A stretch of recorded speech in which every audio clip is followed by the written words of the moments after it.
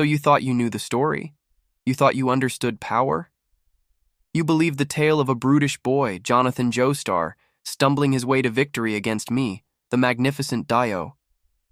How utterly predictable. How painfully human. Allow me, Dio, to enlighten you. Let me share the true story, the one where I didn't just seize power, but perfected it. The story of what happened when I, Dio, mastered the pitiful hamon of the Joestars. It all began with that insufferable goody two-shoes, Jonathan. Jojo, as they called him. I arrived at his family's estate, a stepping stone on my path to greatness. My plan was simple: usurp the Joestar fortune, crush Jonathan's spirit, and claim what was rightfully mine. And for a time, it worked beautifully. I outshone him in every aspect, turning his own father against him. He was a whimpering dog at my feet. But then, he began to change. He developed a spine, a resilience that, I admit, was irritatingly persistent. The turning point was not the stone mask. Oh no, my intellect had already begun to dissect its mysteries long before I made my move. The true catalyst was my own curiosity. I watched as Jojo, after our little disagreement, sought out a peculiar man named Will A. Zeppeli. I observed them from the shadows, a god watching ants. They spoke of hamon, a life energy harnessed through breathing. Sunlight in the form of fists. How utterly absurd. A parlor trick, I thought. But then I saw it. I saw Zeppeli heal Jojo's broken arm with a mere touch and a strange rhythmic breath. I saw Jojo shatter stone with a punch that glowed with a faint golden light. A primitive, unrefined power, yet a power nonetheless. While Jojo was busy panting and sweating to produce a flicker of energy, my mind was racing. Breathing, the very act of existence, could be weaponized. This wasn't just a martial art, it was a manipulation of biological essence. And I, Dio, am the master of biology. While Jojo trained his body, I trained my mind. I didn't need a buffoon like Zeppeli to lecture me. I stole his books. I studied ancient texts on medicine, on chi, on the very flow of life force through the body. I practiced in secret, in the dead of night. My breathing became a silent, calculated engine. While Jojo huffed and puffed like a steam train, my control was absolute. It was effortless. The first time I channeled it, I didn't just feel a warmth in my hands. I felt every cell in my body hum with a new, vibrant potential. It was exquisite. This hamon wasn't the Joestar's birthright. It was a tool, and I would wield it with a precision they could never dream of. The confrontation in the mansion, the one you think you know, it played out very differently. Jonathan, bless his simple heart, burst in with his newfound courage, Zeppeli at his side. They expected a cowering villain. They found a god. I had the stone mask ready, yes, but I wanted to test my new toy first. Dio, your evil ends here, Jojo bellowed, his fist glowing with that earnest, clumsy light. I simply chuckled. I took a slow, deliberate breath, and a golden aura, far brighter and more intense than his, erupted around me. Their faces, oh, you should have seen the shock, the utter disbelief. Zeppeli's monocle nearly popped from his eye. Impossible! How could you? He stammered. How? I replied, my voice smooth as silk. Because unlike you, I do not simply borrow this power. I command it. I own it. Jojo lunged, his sunlight yellow overdrive a pathetic imitation of the sun's fury. I met his clumsy barrage with a single focused point of energy at my fingertip. My own technique. I called it Tyrant's Gaze Overdrive. A concentrated beam of hamon that pierced his attack and sent him flying back, his arm seared. He looked at his wound, then at me, his spirit finally beginning to crack. This wasn't a fight between rivals. This was a lesson. Zeppeli, the old fool, tried his tornado overdrive. A spinning, desperate attempt. I didn't even move.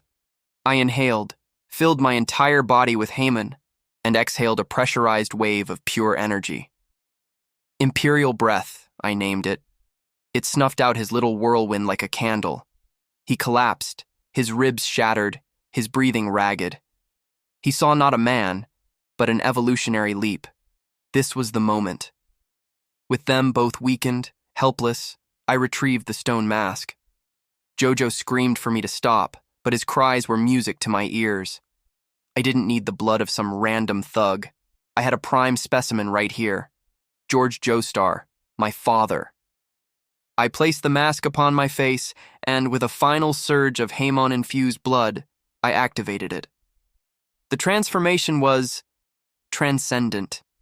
You see, the mask turns a human into a vampire, granting immense strength and immortality. But what happens when the subject is already a master of life energy? The two forces didn't conflict. They synergized. The mask unlocked my physical potential, and the hamon amplified it, purified it. I was not a creature of the night, weak to the sun. I was its master. The hamon flowing through my vampiric body acted as an internal sun, negating the weakness entirely. I stood there, reborn. I was no longer just Dio. I was a perfect being. I possessed the eternal life and power of a vampire, but with the radiant energy of hamon. I could walk in the daylight, stronger than any mortal. I could regenerate from any wound, and my every touch could either heal or destroy with golden energy. I was a god of both life and unlife. Jonathan and Zeppeli could only watch in horror. Their ultimate weapon, the very power of the sun they worshipped, was now mine, and I was better at it than they ever were. I walked towards them, the floorboards freezing under my vampiric chill, while my hands glowed with the warmth of the sun. A walking paradox. A perfect being. What are you? Jojo whimpered from the floor. I am the next stage of evolution, Jojo, I said, looking down at him with something akin to pity. I am what you could have been, had you the ambition. I am a god walking amongst insects. And you were merely the final ingredient. I could have ended him there. But where's the fun in that? No, true despair isn't death. It's the utter demolition of hope. I let him live. I let him and his broken master escape. I wanted the world to know what was coming. I wanted them to gather their pathetic hamon users, to muster all their courage, to cling to that fragile sliver of hope. And then, I would enjoy taking it all away from them. My ambition was no longer a mere fortune or a title. It was the world itself. With my vampiric army and my mastery of hamon, who could possibly stop me? Every hamon user who came to fight me would only serve to demonstrate my superiority before joining my ranks of the undead. The pathetic tale you were told ends with Jojo's noble sacrifice on a burning ship. A laughable fantasy. In my reality, that ship became my throne room. Jojo arrived, his eyes filled with a desperate, foolish fire.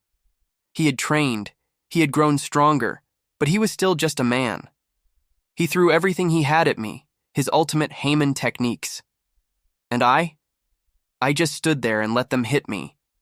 The sunlight yellow overdrive felt like a pleasant warmth on my skin.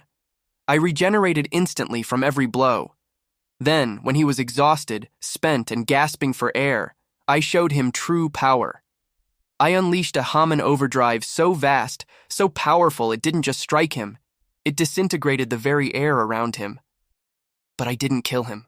No. I used my vampiric essence to turn him, but not into a mindless slave. I was more creative than that. I used my advanced hamon to preserve his consciousness, his very soul. Trapped, he became my eternal companion, a sentient trophy. Jonathan Joestar, the great hero, now forced to watch for eternity as I, Dio, remade the world in my image. So forget the stories you've heard, forget the tale of a brutish hero. The truth is far more elegant, far more divine. The truth is that when faced with the power of the sun, I did not hide. I consumed it, I mastered it, I became it. My name is Dio, and my reign has only just begun. The world is my stage, and all of you are merely the audience. So watch, and despair, and do remember to follow this chronicle of my glorious ascent. It would be a shame for you to miss the dawning of my new world. Subscribe, and bear witness to true perfection.